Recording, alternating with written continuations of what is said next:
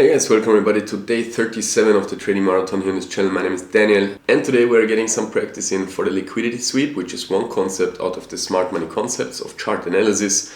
And I mean, we could go straight into the charts since I introduced them to you yesterday already, but let's take a quick look at a graph to refresh the knowledge that we gained in yesterday's video. And basically what you must know about the liquidity sweep is that always before a big move happens, okay, the price needs to catch or to take out some of the orders, some of the limit orders of the people which are currently in the market, okay, to get the price moving. Because if nobody trades, the price is not moving. So whenever there is a big move coming, we need to get to a point where many people are forced to take a trade, either because they're getting liquidated or they are having their stop loss at this point, or it's a moment where they are flipping their opinion and they're switching from bearish to bullish or bullish to bearish, or where it's a far enough retracement where people who are already bullish become even more bullish, or who are already bearish become even more bearish. So, I mean, we can also leave the graph here on the screen while we are looking at the charts and make it pretty, yes, okay, let's display it here on the right side and we take at the chart here on the left side. If we want to point out examples for a liquidity sweep, I mean, this was the, I think, most beautiful one. Let's take a look at that one. Do you see that? Do you see this wave too high, which took out, so to say, all the people who had a short stop loss anywhere here? He took it out. And then, boom, then came the real move down. Let's find another example. Okay, here, he shows to make a high, he shows to make another high, boom, liquidity sweep, he takes out the previous highs just for the people who had a close enough stop loss or a close enough liquidity price, boom, before he gives us the actual move towards the downside. Let's find an example to the upside. For example here, I mean, this was not a significant enough low to count it as a liquidity sweep. Let's check. Oh, here's a perfect example, okay, on the bottom of this whole upwards move, okay, you see, he gives us an impulse and a low, another low, so people could already believe that this was a bottom, right? So they go in longs, they have the liquidity, the liquidation price there, they have the stop losses there. Boom, liquidity sweep, people getting taken out, and then we turn around towards the upside for good. What you must always remember on those liquidity sweep, the liquidity sweep, he never takes out the lowest of the lows. He only takes out the previous lowest, just for the people who were greedy enough to spot this as an upwards movement, but greedy enough to place their stop loss so tightly that it's not even below the lowest low, so that they will get taken out. Also here in the example towards the downside, so to say, here was the established high, here must have been your stop loss, okay? And everybody who was too greedy after this high, this high, this high, and moved his stop loss closer, got wrecked by the liquidity sweep, and boom.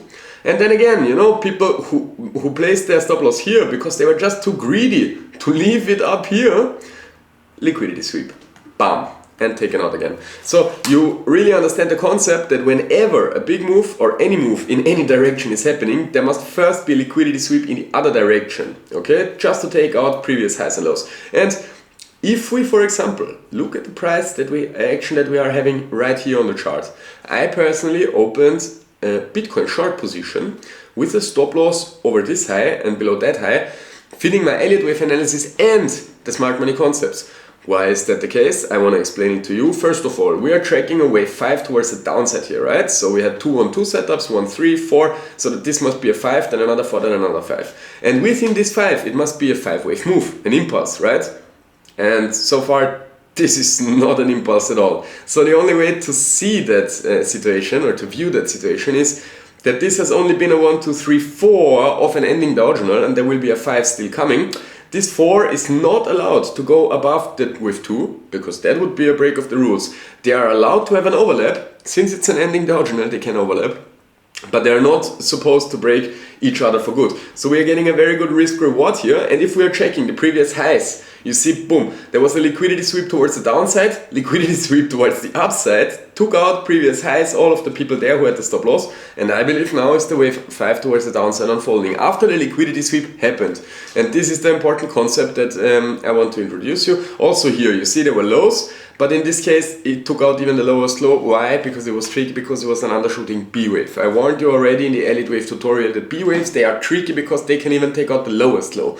But if we are analyzing an impulse or an impulsive wave where the waves are not supposed to, not only overlap but under or overshoot, then you must always remember that the liquidity sweep takes out the lows which are in the middle of the wave, okay? So just that's why in Elliott wave we always say it's going between the 50% and 61.8 retracement, because that's when some lows in the middle of the movement happened, which are just gonna taken out, and then we turn around towards the direction we were initially going.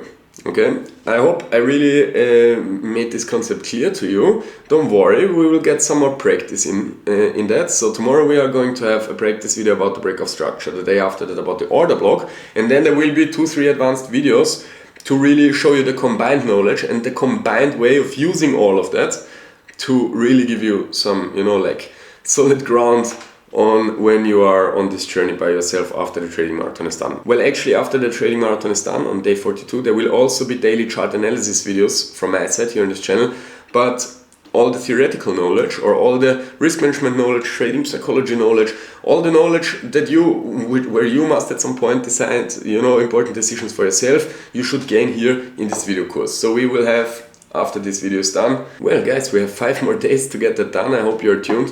And we see each other in tomorrow's video. Well, before we end, yesterday's half marathon I want to show you was the 36th, I guess. 36th, I guess, yes. Also, I want to tell you that after the trading marathon is done, I will not make any single rest day. I will straight away, okay, from that point when the 42nd half marathon is done, I will turn down the running from half marathon daily down to 10 kilometers daily only. It's like 7 miles or something, 8 miles. And also I want to add, because then it's only 1 hour of running or 50 minutes or something, so then I want to add every day 2-hour gym session on top of that. And that will be then my daily workout routine for until I die. Let's see how big we can get, guys. So hope you're tuned, and we see each other in tomorrow's video. Until then, stay hard. Ciao, ciao.